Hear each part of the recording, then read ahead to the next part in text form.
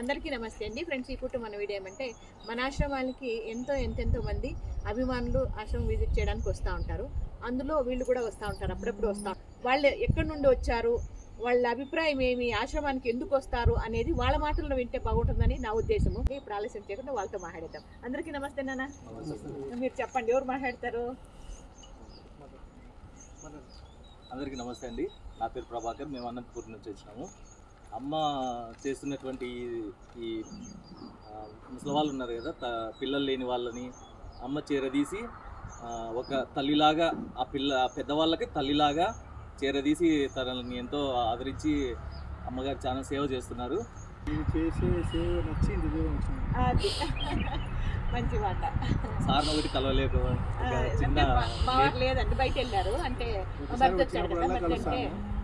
మా చెల్లి వాళ్ళ హస్బెండ్ వచ్చారు కదా, వాళ్ళిద్దరు కలిసి సద్దుగుళ్ళు బయట వెళ్ళారు అనమాట. సద్దుగుడు బయట వెళ్ళారు అన్న తమ్ముళ్ళు.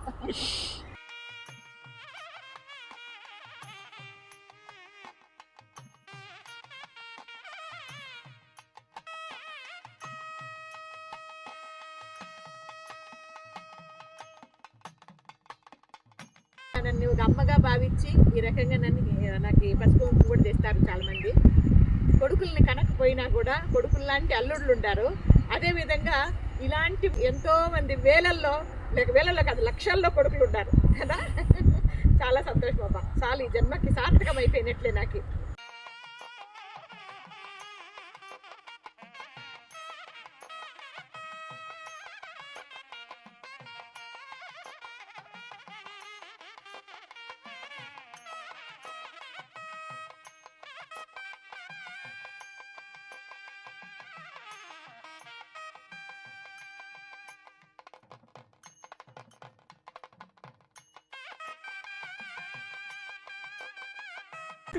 ఫ్రెండ్స్, ఇక్కడేమో ఈ అబ్బాయి ఏమో చెప్పాలంట, నేను మధ్యలో కట్ చేస్తున్నట్టు నేను మాటలు ఎత్తుకున్నాను కాబట్టి ఆ మాట కంప్లీట్ చేద్దాం. మేము తన అభిమానము. మా మంజులమ్మ గారిని చూసినప్పుడు ప్రతిసారి తమిళనాడు ముఖ్యమంత్రి జయలలిత అమ్మ గానే గుర్తుకొస్తారు నాకు.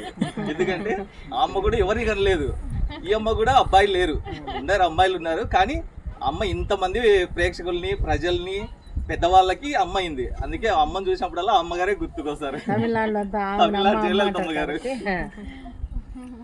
Thank you.